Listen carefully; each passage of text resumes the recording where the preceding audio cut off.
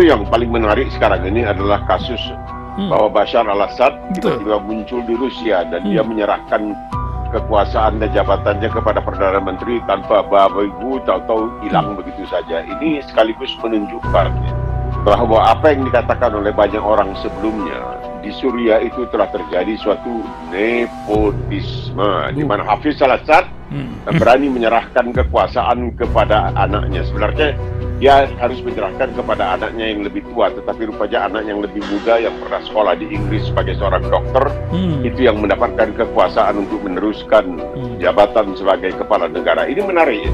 Menariknya begini, bahwa di Suriah itu yang berkuasa adalah kaum Alawiyah. Kaum Alawiyah ini oleh banyak ulama Ahlus Sunnah wal Jamaah itu dikatakan sebenarnya mereka itu bukan Muslim.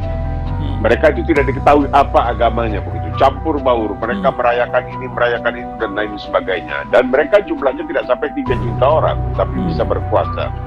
Jadi ini macam Saddam Hussein ketika dia berkuasa di Irak. Dia seorang konon Ahlus Sunnah wal Jamaah, tapi dia menguasai negara yang mayoritas penduduknya menganut ajaran Syiah. Sebagaimana juga yang terjadi sekarang ini di Bahrain. Penduduknya, rakyatnya itu mayoritas adalah Syiah. Tetapi yang berkuasa adalah orang-orang dari Ahlus Sunnah wal Jamaah. Nah, apa yang terjadi sebenarnya di Suriah atau Syam adalah telah terjadinya, ya ini barangkali perlu menjadi pelajaran bagi kita.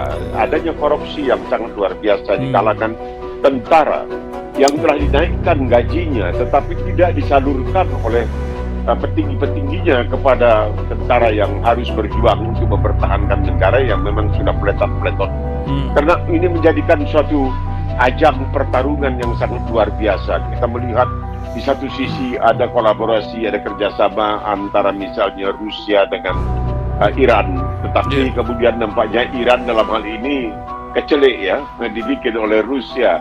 Sementara negara-negara lain banyak atau pihak-pihak lain banyak yang bergabung dengan apa yang disebutkan sebagai Tahrir Asyam sini, Hayat Tahrir Asyam, yaitu suatu gerakan pembebasan, suatu memerdekakan Syam.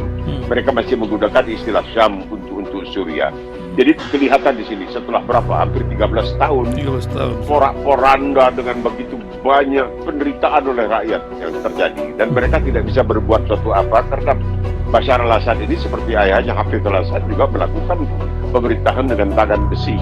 Alhamdulillah kita katakan bahwa ini telah terjadi dan mereka sekarang barangkali bisa mendapatkan kehidupan yang jauh lebih layak. Tapi kita lihat jangan seperti yang pernah dilakukan di rekayasa oleh Barat di Libya.